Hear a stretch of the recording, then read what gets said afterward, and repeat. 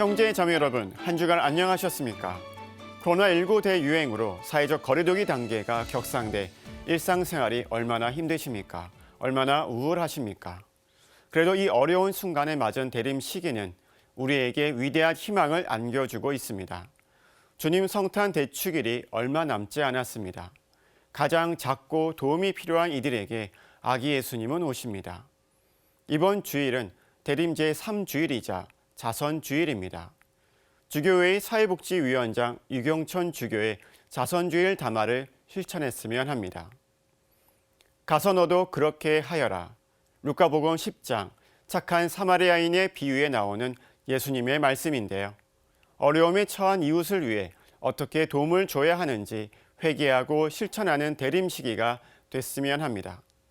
아울러 시청자 여러분과 가정의 아기 예수님 성탄이 특별한 은총이 되길 기도하면서 가톨릭 뉴스 주간 종합 시작하겠습니다. 오늘 첫 소식은 코로나19 거리두기 격상에 따른 전국 각 교구의 미사 참례 인원 제한 등 방역 강화 상황을 전해드립니다. 함께 보시겠습니다. 서울대교구는 교구 내 각 본당에 방역 지침 강화를 알리는 공문을 발송했습니다. 서울시의 지침을 따라 모든 미사 참석자 수를 20명 이내로 제한하고 비대면 미사 시행을 권고하는 내용입니다. 어제부터 오는 28일까지 수도권의 사회적 거리두기 2.5단계가 적용됨에 따라 나온 조치입니다. 서울대교구장 염수정 추기경은 방역수칙을 준수하며 미사를 봉헌해 줄 것을 당부한다면서 작은 규모라도 충실히 미사를 봉헌하자고 권고했습니다. 수원교구 역시 방역 지침을 따라 각 본당의 비대면 미사 봉헌을 독려하고 나섰습니다. 특히 미사에 참여하지 못하는 신자들을 위해 영상 매체를 적극 활용할 것을 당부했습니다. 의정부 교구는 참례자 수를 20명으로 제한하면서 가능한 한 많은 신자들이 참여할 수 있도록 미사 대수를 늘릴 것을 권고했습니다. 필요한 경우에는 교구청 사제와 특수사목 신부 등도 본당에 파견할 계획입니다. 또 주일과 성탄미사의 경우 방송미사 등에 참례한 신자들에게 드라이브스루 등의 방식으로 영성체 시간을 배려해 줄 것을 요청했습니다. 의정부 교구장 이기현 주교는 공동체 미사는 교회 전례의 핵심이라며 힘들겠지만 신자들의 영적 선익을 위해 본당 상황에 맞춰 지침을 적용해달라고 당부했습니다. 인천교구도 교구장 정신철 주교의 지침을 통해 오는 28일까지 공동체 미사는 비대면 원칙으로 한다고 발표했습니다. 그러면서 본당 사제들은 미사 인원을 20명으로 제한해 봉헌해달라고 덧붙였습니다. 인천교구는 또 미사 대수를 늘리려는 본당의 경우 요청에 따라 특수사목 신부 등을 파견할 계획입니다. 거리두기가 2단계로 격상된 비수도권 교구들도 대응 조치를 내놨습니다. 광주대교구는 전라남도 내 성당의 경우 좌석의 20% 이내에서 미사에 참여할 수 있도록 미사 대수 조정을 당부했습니다. 다만 광주광역시의 지침에 따라 광주 지역 본당은 좌석의 50% 이내까지 미사에 참여하는 지침을 유지하기로 했습니다. 아울러 춘천교구는 성탄판공을 1월 말까지 연장하기로 했습니다. 한편 거리두기 2.5단계에서 종교활동의 경우 비대면 시행을 원칙으로 합니다. 예외적으로 대면 활동이 필요한 경우엔 20명 이내의 인원만 참여할 수 있습니다. CPBC 장현민입니다. 이번 정부의 조치는 코로나19의 전국적인 대유행을 막기 위한 불가피한 조치로 이해되는데요. 다만 종교시설의 특성을 고려하지 않은 점은 아쉬움으로 남습니다. 일률적인 통제가 아닌 종교시설의 규모와 역량에 따라 참석 가능 인원을 정할 필요가 있습니다. 규모가 큰 성당의 경우는 20명이 아닌 50명이 들어가도 정부가 권고한 거리두기를 충분히 하면서 미사를 드릴 수 있습니다. 세밀하게 방역 정책이 수립됐으면 합니다. 이번에 전해드릴 소식은 낙태죄 개정 시한을 3주 정도 앞선 시점에서 생명 보호에 대한 우리 사회와 한국천주교회의 간절한 호소를 전해드립니다. 국회 법사위에서 낙태죄 개정 공청회가 열렸는데요. 생명권 보호 호소에도 불구하고 의원들의 질문은 낙태죄 폐지에 집중돼 아쉬움을 남겼습니다. 이어서 지난 주일은 서울대교구가 정한 생명수호 주일이었는데요. 형법이 낙태를 허용한다 하더라도 신앙인은 낙태가 범죄임을 명심해야 한다는 서울대 교구장 염수정 추기경의 강력한 호소를 함께 들어보시겠습니다. 국회 법제사법위원회 낙태죄 개정 공청회는 예정보다 1시간 이상 늦게 시작됐습니다. 고위공직자 범죄수사처법 개정안 처리에 대한 반발로 국민의힘 의원들은 퇴장해버렸습니다. 공청회엔 각계 전문가 8명이 출석했습니다. 법조계와 의료계 전문가들은 임신 14주까지는 자유롭게 낙태하고 사회경제적 사유가 있을 경우 임신 24주까지도 낙태할 수 있도록 한 정부안에 대해 우려를 나타냈습니다. 생명권은 그야말로 절대 우위에 두어야 되는 것이 아닌가라는 것이 제가 가지고 있는 생각이고, 그리고 이 생명권에는 여성의 자기결정권이 양보를 해야 되는 그러한 천부적인 어떤 그런 권리가 아닌가, 이런 생각을 해보게 되는 것입니다. 임신 22주 이후에 낙태를 하더라도 출산한 아기가 살아서 태어나는 경우가 흔히 있습니다. 이런 경우 이 얘기를 어떻게 해야 될지 산모, 가족, 또 우리 의료진 모두 큰 고통이 아닐 수가 없습니다. 그래서 결론적으로 산부인과 의료계의 의견을 말씀을 드리면은 낙태법 폐지는 태아의 생명권을 크게 훼손할 수 있으므로 반대하는 것입니다. 우리나라에서는 하루에 3,000건의 낙태 시술이 이루어지고 있는 걸로 추정됩니다. 행동하는 프로라이프 활동을 하고 있는 연취현 변호사는 태아의 대리인 자격으로 발언하겠다고 밝혀 눈길을 끌었습니다. 산모의 행복 추구권 못지않게 중요한 것이 태아의 생명권과 산모의 건강권이라는 부분이기 때문에 법안 개정하실 때 이 부분 한 번 더 고려해 주시기를 부탁드립니다. 예전엔 낙태 시술을 많이 했지만 지금은 낙태 반대 운동에 힘쓰고 있다고 고백한 산부인과 의사 최한나 씨. 최 씨는 의사에게 낙태 거부권을 반드시 보장해야 한다고 밝혔습니다. 임신 전 기간에 걸쳐 낙태를 허용하는 것은 의사들한테 살인을 요구하는 겁니다. 임신 결정권은 임신하기 전에 행사되어야 되고, 일단 임신이 되면 어떠한 출산도 불이익이 되지 않도록 충분한 법적 제도 지원을 해주시고, 불가피한 낙태는 안전한 의료 시스템 안에서 할 수 있게. 반면 여성계는 여성의 자기결정권을 주장했습니다. 낙태죄를 두는 것은 여성을 이등 시민의 지위에 묶어두는 것입니다. 그리고 여성의 삶과 건강을 위협하는 데 기여할 뿐입니다. 임신 중단은 온전한 의료 행위가 되어야 합니다. 그 다음에야 우리는 비로소 우리 모두의 생명과 건강을 논의할 수 있고, 여성은 비로소 이 나라의 시민이 될 수 있습니다. 전문가들의 진술이 끝나고 의원들의 질의가 이어졌습니다. 낙태죄의 실효성에 의문을 제기한 의원들이 많았습니다. 현행법보다 훨씬 낙태의 범위와 재량을 훨씬 인정하는 그러한 법안을 만든다고 했을 때, 그것이 뭐 정부안처럼 14주가 될는지 그다음에 2차적으로 24주가 될는지 모르겠습니다만은, 그렇다 하더라도 그 법이 통과가 되면 처벌 가능성이 더 있습니까? 우리 최한나 선생님, 제가 보기에는 없어 보여요. 최근에 논의되는 것은 여성의 자기결정권이 아니라 여성의 생존권이 침해가 된다라고 하면서 굉장히 가치적인 문제에 대해서 새로운 문제가 있는 것 같습니다. 윤호중 국회 법제사법위원장은 공청회 내용을 참고해 법안을 심사하겠다고 밝혔습니다. 오늘 공청회에서 제기된 다양한 의견들이 앞으로 우리 위원회가 낙태죄 개정과 관련한 법률안을 심사하는데 많은 참고가 되리라 생각합니다. 태아의 생명이 걸린 낙태죄 개정 시한은 올해 12월 31일까지입니다. CPBC 김혜영입니다. 제13회 생명수호주일 기념미사가 서울대교구 주교자 명동대 성당에서 봉헌됐습니다. 미사를 주례한 서울대교구장 염수정 추기경은 낙태죄 허용이 거론되는 상황을 우려하며 태아도 인간 생명이라는 점을 거듭 강조했습니다.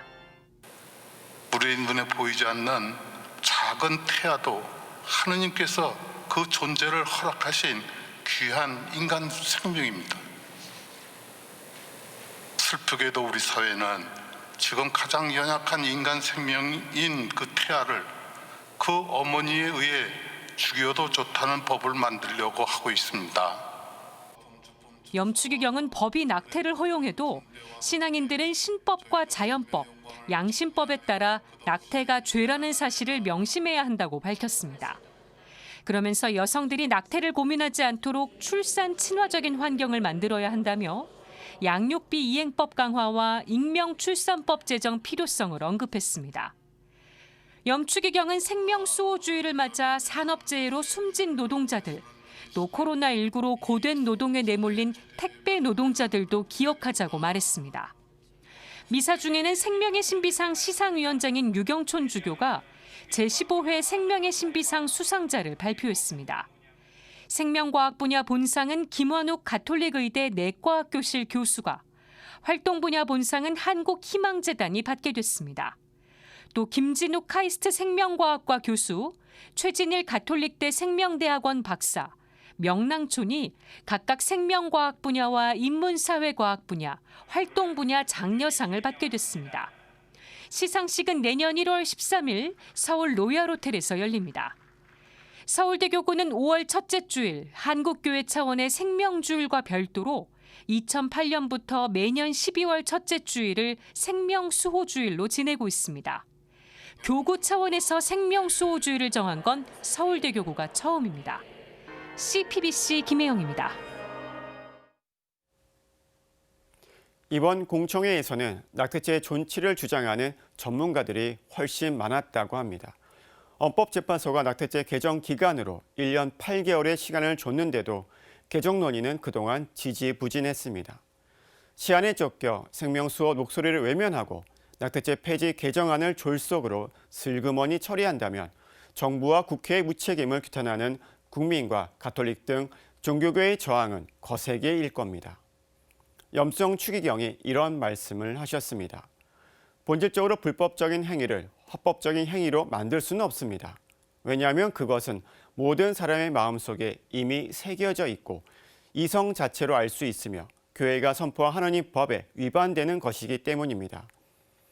불법을 막아야 할 정부와 국회가 불법을 합법으로 만들려는 시도, 어떻게 봐야 할까요? 시청자 여러분께 묻고 싶습니다. 계속해서 생명 관련 소식 전해드리겠습니다. 생명을 선택한 미혼 부모에게 격려와 감사의 마음을 담은 지원금이 전달된다면 이들은 큰 용기와 희망을 얻을 수 있겠죠. 서울대교구 생명위원회가 미혼 부모를 초청해 후원 증서를 전달한 소식을 전해드립니다.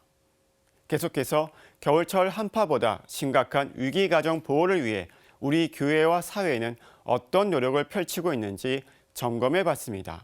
함께 보시죠. 서울대교구 생명위원회 산하 미혼부모 기금위원회가 지난 5일 제5차 미혼모 지원금 전달식을 열었습니다. 이번 전달식에는 2021년도 후원 대상으로 선정된 미혼부와 미혼모 24명 가운데 17명이 참석했습니다.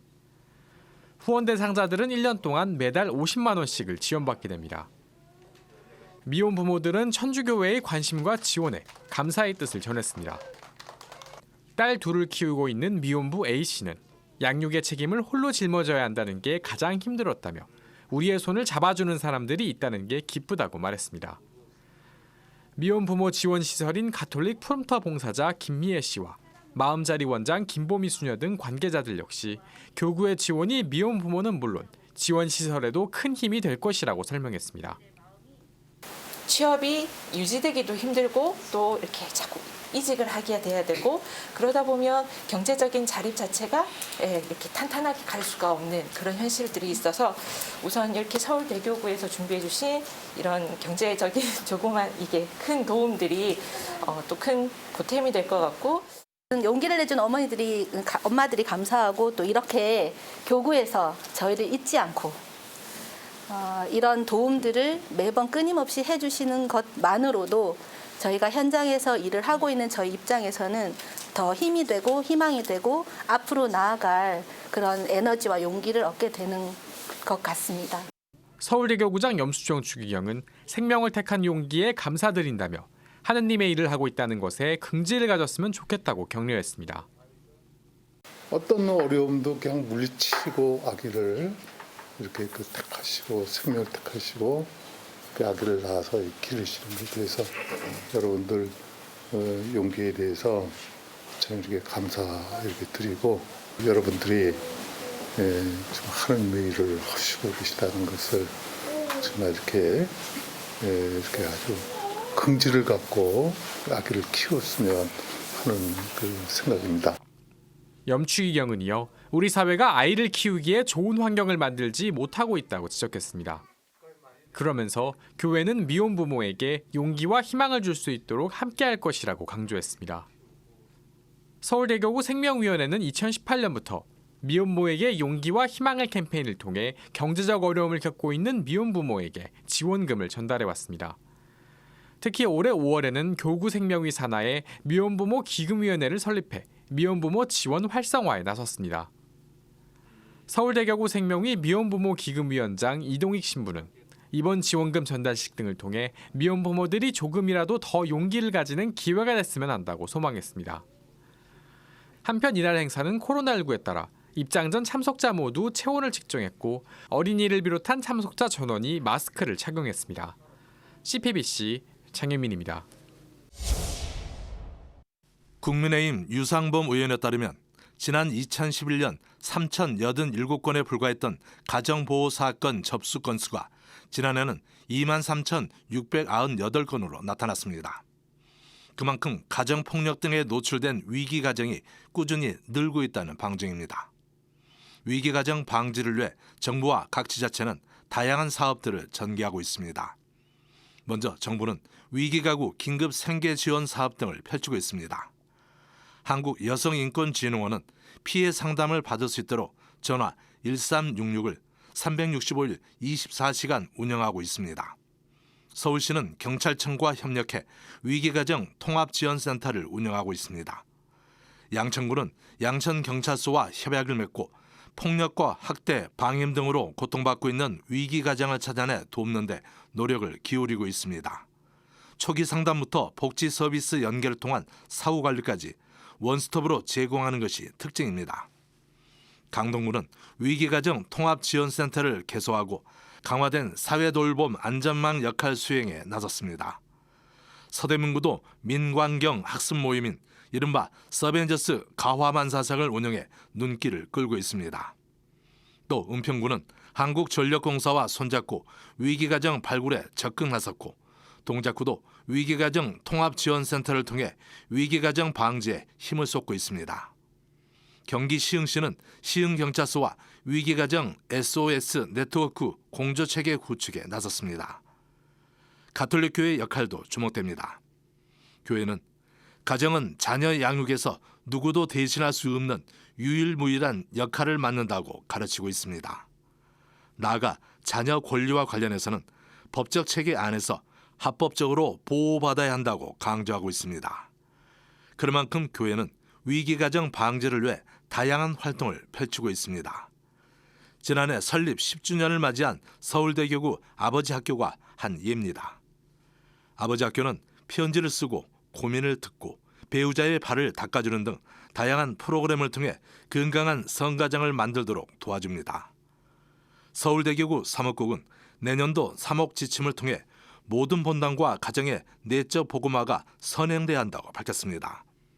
그러면서 가정을 위한 기도, 부모를 위한 기도, 자녀를 위한 기도를 바치고 주일 복음 말씀이나 성경 말씀을 함께 읽고 나눌 것을 권고했습니다. 또 생명위원회는 본당에서 기회가 있을 때마다 신자들을 위한 생명교육을 시행해 줄 것을 요청했습니다. CPBC 김은규입니다. 최근 생활고 등을 이유로 우울증에 시달리다가 8살 아들을 살해한 어머니가 최근 경찰에 붙잡혔습니다. 코로나19로 외출 자제나 이동 제한 조치 때문에 집에서 보내는 시간이 길어지면서 이 같은 불행한 사태는 언제든지 발생할 수 있는데요. 코로나19로 이 겨울이 힘겨운 분들이 또 있습니다. 거리에서 성탄을 맞아야 하는 노숙인들인데요. 서울대교구 한마음 한몸 운동본부가 이들 노숙인들에게 특별한 선물을 준비하고 있다고 합니다. 이어서 자선주의를 맞아 교회 각 기관들이 전개하고 있는 이웃사랑 캠페인을 소개해드립니다. 캠페인에 동참해 사랑을 실천해 보시면 어떨까요? 함께 보시겠습니다. 한마음 한몸 운동본부가 올해도 어김없이 산타가 되어주세요 캠페인을 전개하고 있습니다. 이 캠페인은 가난하고 소외된 이웃에게 빛과 사랑을 전하러 오신 아기 예수님 탄생의 기쁨과 희망을 함께 나누기 위해 마련됐습니다. 나아가 이 세상 곳곳에 따스한 온기가 전해지길 바라는 마음으로 기획됐습니다. 캠페인은 지난 2006년 이후 지난해까지는 질병으로 고통받는 환아들에게 특별한 성탄 선물을 주는 형태로 진행됐습니다. 하지만 올해는 코로나19에 따라 캠페인 대상을 노숙인으로 변경했습니다. 캠페인은 사랑의 키트와 사랑의 백팩 기부로 나눠 진행됩니다. 우선 사랑의 키트에는 노숙인들에게 필요한 기능성 발열 네일을 비롯해 장갑과 양말, 구급약 키트, 세면 도구 등이 담깁니다. 한 세트당 3만 원의 후원이 기본이지만 2세트 이상도 가능합니다. 사랑의 백팩은 가정에서 사용하지 않는 배낭을 한마음 한몸 운동본부로 보내주는 캠페인입니다. 이달 말까지 모아진 사랑의 백팩은 사랑의 키트를 담아 을지로와 남대문, 서울시청, 종로 일대 노숙인들에게 제공됩니다. 이후에는 무료 급식소 명동 밥집을 이용하는 노숙인들에게 나눠질 예정입니다. CPBC 김영규입니다. 주님 성탄 대축일을 앞두고 각종 이웃사랑 캠페인들이 한창입니다. 교황청재단 고통받는 교회 돕기 ACN 한국지부는 신앙의 선물 캠페인을 진행하고 있습니다. 신앙의 선물 캠페인은 핍박과 분쟁으로 고통받고 있는 시리아와 레바논, 파키스탄 공동체를 도울 후원자들을 모집하는 게 목표입니다. 서로 멀리 떨어진 나라이지만 우리의 형제자매들이 살아가고 있습니다. 고통받는 그리스도인들에게는 지금 여러분의 손길이 필요합니다. 캠페인을 통해 모인 후원금은 시리아 난민가정 어린이와 레바논 베이루트 폭발 사고 피해 성당과 신자들, 파키스탄의 사제와 수도자 등을 지원하는 데 사용할 계획입니다. 서울대교구 한마음 한몸 운동본부는 지구촌 빈곤 대치를 위한 모금 캠페인 가나 희망교실 프로젝트 아피아 학교가자를 시작했습니다. 가나 희망교실 프로젝트 아피아 학교가자는 아프리카 가나의 카나수아 지역 3.1체 학교 학생들을 돕는 캠페인입니다. 후원금은 카나수아 학생들이 안전하게 공부할 교실을 짓고 영양 가득한 급식을 제공하는 데 사용됩니다. 한마음 한몸 운동본부는 3.1체 학교 어린이들이 열심히 공부하고 건강하게 자라날 수 있도록 교실과 영양급식을 지원하는 이번 캠페인에 함께해달라고 요청했습니다. 아피아 학교가자 캠페인은 1월 31일까지 진행됩니다. 이웃나라들의 의료 상황 개선을 위한 캠페인도 진행되고 있습니다. 재단법인 라파엘 나눔은 오는 31일까지 라파엘 목민의 사랑 나눔 바자회를 진행합니다. 이번 바자회에선 가공식품과 의류, 개인 소장품 등 80여 종의 물품을 온라인으로 저렴하게 판매하고 있습니다.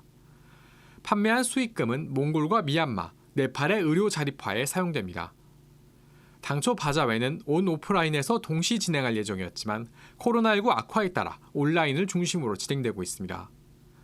라파엘 나눔 김 전 이사장은 바자회의 수익금을 토대로 현지에서 실시하고 있는 많은 사업들이 큰 도움을 받았다며 많은 이들의 참여를 호소했습니다. CPBC 장현민입니다. 화제를 바꿔보겠습니다. 수원교구가 지난 4일 사제 서품식을 거행하고 새 사제 20명을 배출했는데요. 이번 사제 서품식은 성 김래건 안드레아 신부 탄생 200주년 희년에 탄생한 첫 서품식이었습니다. 수원교구 새사자들의 소감과 다짐을 들어봤습니다. 이어서 대림 시기를 맞아 전국 각 교구에서 잇따라 선포하고 있는 성지와 순례 사적지를 소개해드립니다. 함께 보시겠습니다. 지난 4일 정자동 주교자 성당에서 거행된 수원교구 사제 서품식은 교구장 이용훈 주교를 비롯한 주교단과 사제단 일부 등 최소 인원만 참석한 가운데 봉헌됐습니다. 코로나19 확산 방지를 위해 CPBC TV 중계 인력을 제외하고는 취재진조차 입당할 수 없었습니다. 마스크를 쓴 채 봉헌된 사제 서품식에선 20명의 새 사제가 탄생했습니다. 성 김대건 안드레아 신부 탄생 200주년 희년 첫 사제들입니다. 20명의 새 사제들은 올해 험난한 부재 시기를 보냈습니다. 코로나19로 전국 성당에서 공동체 미사가 전면 중단되는 상황도 겪었고 사회적 거리두기 격상으로 자신의 본당 신자들도 서품식에 초대할 수 없었습니다. 사제가 됐지만 새로운 신자들을 만나 자유롭게 인사를 나눌 수도 사목 현장에 곧바로 뛰어들기도 어려운 상황. 초등학교 3학년 때부터 사제를 꿈꿔온 윤영현 신부는 엄중한 시기에 사제가 돼 어깨가 무겁다고 소감을 말했습니다. 그러면서도 성 김대건 신부 탄생 200주년 희년 첫 사제답게 성인을 닮은 사제가 되고 싶다고 다짐했습니다. 우선 첫 사제이시면서 저희 한국교구 사제들의 수호 성인이신 김대건 신부님의 뜻을 따르고 이제 그분뿐만 아니라 많은 선배 신부님들이 하셨던 그런 사제직의 길을 저도 같이 걸을 수 있다는 것에 너무나도 기쁩니다. 그러면서 한편으론 앞서 말씀드렸듯이 그분들의 하셨던 업적과 그런 공적들을 기억하면서 그리고 많은 성인분들의 전구, 특히 김대건 신부님의 전구를 청하면서 제가 코로나 때 무엇을 할 수 있을지를 늘 기도하면서 살도록 노력하겠습니다. 이름과 세례명 모두 성 김대건 신부를 따랐다는 홍대건 신부는 부모님이 물려준 신앙 유산 덕에 사제가 될 수 있었다고 말했습니다. 부모님께서 정말 저에게 물려주신 신앙의 유산이 전 너무 큽니다. 어렸을 때부터 평일미사가 저에게 있어서는 당연히 그 누구나 나가야 되는 걸로 저는 알고 있었고 그 정도로 항상 가족끼리 손잡고 평일미사 나가면서 미사 드리고 성당에서 뛰놀고 성당에서 친구들과 함께 이야기 나누는 그 추억이 저에게는 아직도 생생하게 기억에 남습니다. 홍 신부는 어린 시절 학교에 가다 본당 신부에게 자전거를 얻어 탄 잊지 못할 추억 덕분에 성소를 발견하게 됐다고 고백했습니다. 신부님 저 지각했습니다. 저 큰일 났습니다. 이렇게 울먹거리면서 얘기하는데 신부님께서 그때 내가 태워줄게. 내 자전거에 태워줄게. 내 뒤에 타. 라고 말씀하시는 거예요. 그래서 그때 신부님 그 허리 잡으면서 뒤에서 자전거를 타는데 그때 그 느낌이 정말 너무 포근했고 행복했습니다. 그래서 저도 이 신부님처럼 누군가를 위해서 이렇게 포근한 그리고 이 사랑스러운 감정을 전해주는 사람이 되고 싶다. 성 김대건 신부 탄생 200주년 희년에 탄생한 새 사제들이 물질 만능주의와 개인주의, 코로나19 사태로 인한 어려움 가득한 세상 속에서 빛과 소금이 되기를 기도해야겠습니다. CPBC 이시민입니다.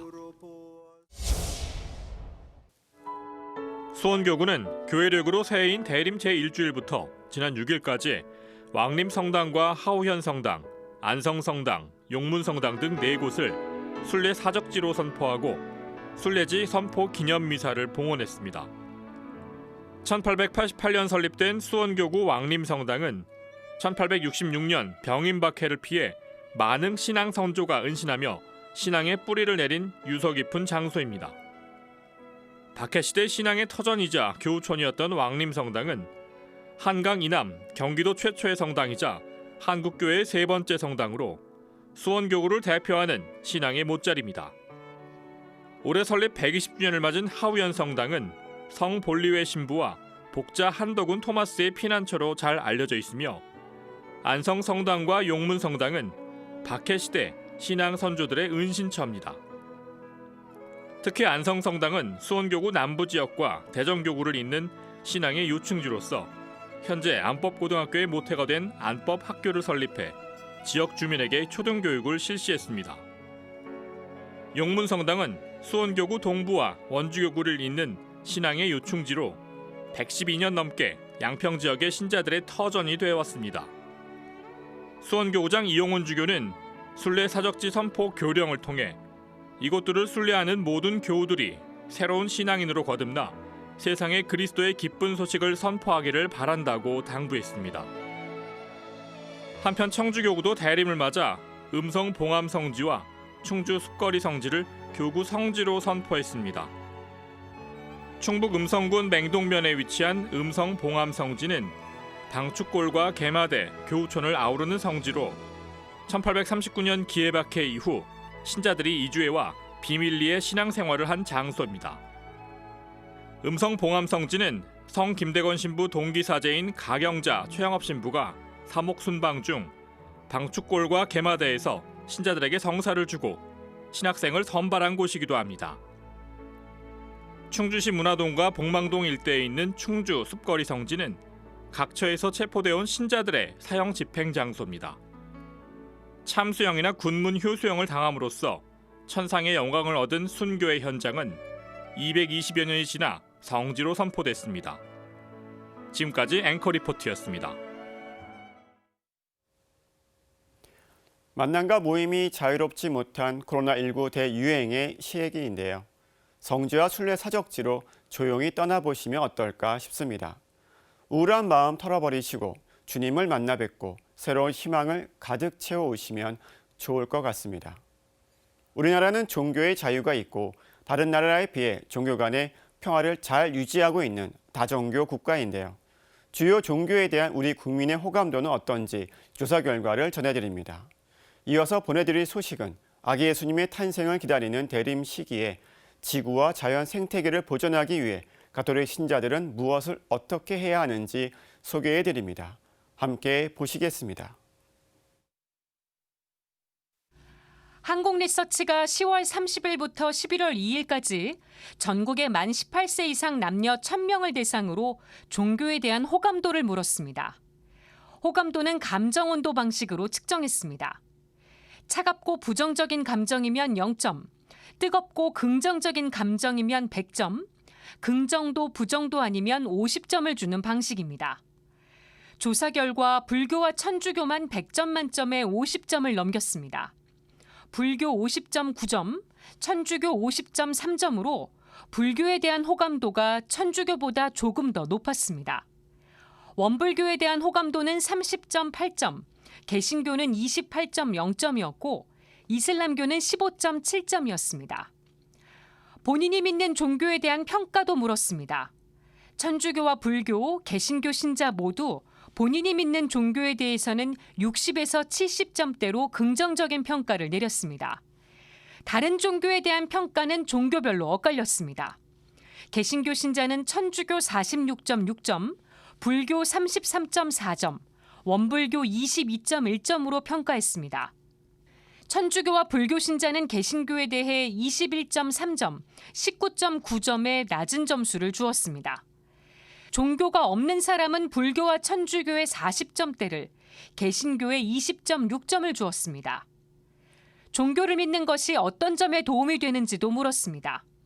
의지할 수 있는 존재가 있어 안정감을 얻는다는 답변이 75%로 가장 많았습니다. 이어 인간관계를 맺는 데 도움이 된다, 긍정적인 감정을 갖는 데 도움이 된다, 소속감에 도움이 된다는 순이었습니다. 그러나 본인의 정체성을 찾고 건강, 시험, 취업 등의 목표를 이루는 데 도움이 된다는 응답은 상대적으로 낮았습니다. 종교 유무에 따라 답변이 다른 부분도 있었습니다. 종교가 윤리적인 행동에 도움이 되는지 묻는 질문에 종교가 있는 사람은 86%로 도움이 된다고 했지만 종교가 없는 사람은 절반가량인 42%만 그렇다고 답변했습니다. 또 종교가 올바른 가치관을 갖는 데 도움이 되는지 묻는 질문에도 종교가 있는 사람은 86%가 그렇다고 했지만 종교가 없는 사람은 33%로 종교가 있는 사람의 절반에도 미치지 못했습니다. 끝으로 정부의 코로나19 대응을 평가하는 질문을 던졌습니다. 사회적 거리두기 등에 따라 종교 모임과 행사 등이 제한을 받았지만 코로나19 대응에 대한 부정적인 평가로 이어지진 않았습니다. 다만 천주교 신자의 긍정평가가 전체 평균보다 다소 높았고 개신교와 불교 그리고 비신자의 평가는 전체 평균과 비슷했습니다. 이번 조사는 한국리서치가 무작위 추출한 1000명을 대상으로 휴대전화 문자와 이메일을 통한 URL 발송 방식으로 진행됐으며 응답률은 12.8%이고 표본 오차는 95% 신뢰 수준의 플러스 마이너스 3.1%포인트입니다. CPBC 김혜영입니다. 주교회의 생태환경위원회가 대림 시기를 맞아 선보인 2020년 대림 시기 생태 달력입니다. 아시아 주교회의 연합회 기후변화 사무국에서 제작한 이 달력은 프란치스코 교황의 생태 외칙 찬미바드 소설을 바탕으로 하고 있습니다. 2015년 6월 발표된 프란치스코 교황의 회칙 찬미바드 소설은 생태계의 수호 성인인 아시시의 프란치스코 성인이 저희 주님 찬미받으소서라고 노래한 것을 제목으로 따왔습니다. 프란치스코 교황은 회칙에서 인류 삶의 터전인 지구를 우리의 공동의 집이라고 표현했습니다. 또한 우리와 함께 삶을 나누는 누이이자 우리를 품어주는 아름다운 어머니와 같다고 밝혔습니다. 교황은 회칙을 통해 인류의 생태적 회개를 촉구하고 있습니다. 유한한 지구 자원을 마음껏 사용하고 온실가스와 환경오염 물질을 마구 내뿜으며 돈이 되는 것은 무엇이든 해온 지금까지의 인류의 삶이 이제는 달라져야 한다는 것이 주요 내용입니다. 생태 달력은 대림 제1주일인 지난 11월 29일부터 성탄절까지 27일간 달력에 표기된 회칙 내용을 실천하도록 안내합니다. 날마다 생태 달력에 쓰여진 회칙을 읽고 실천하다 보면 자연스럽게 생태적 회개를 통해 인류 공동의 집을 지키는 신앙인으로 거듭날 수 있습니다. 지금까지 앵커 리포트였습니다.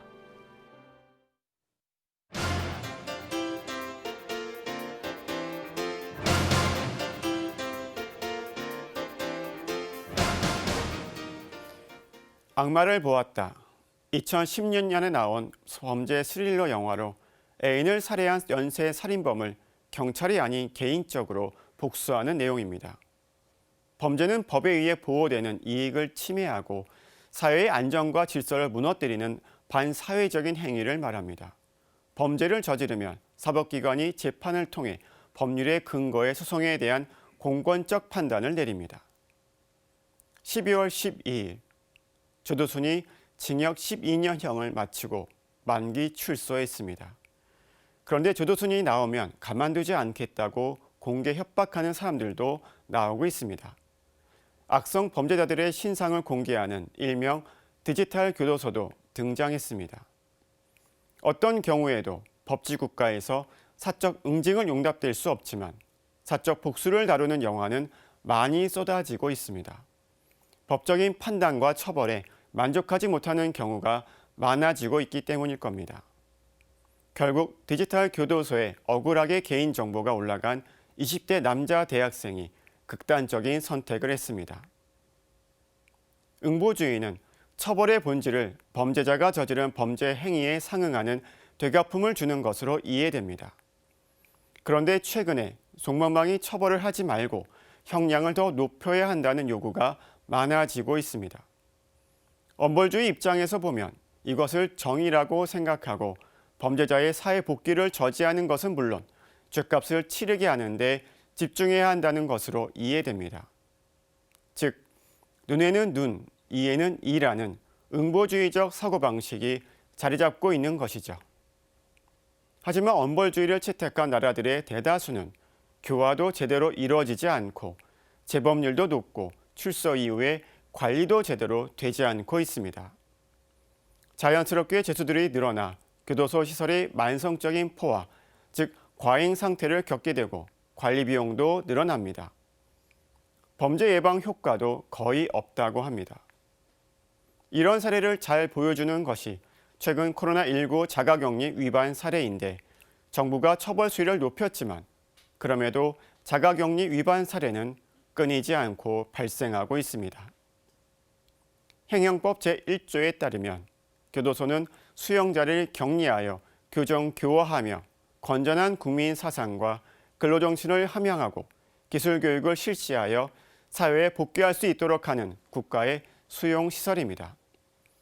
형무소에서 교도소로 개칭한 이유는 형무소라는 용어에는 형을 집행한다는 소극적이고 부정적인 어감이 있기 때문에 수용자의 교정 교화를 목적으로 하는 행영 이념을 수용시설의 명칭에 표시하자는 데에 있습니다.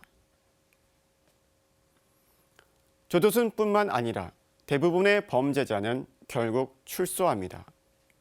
앞으로는 조두순 같은 성범죄자는 12년의 형량은 어림없을 겁니다. 그러나 교화 불가능한 범죄자에게 사회와의 완전한 격리는 물론 필요하겠지만 모든 출소를 막거나 늦추는 것은 방법이 아닙니다. 눈은 눈으로, 이는 이로 동태복수적인 이 원칙은 구약 성경에도 여러 군데 나타납니다.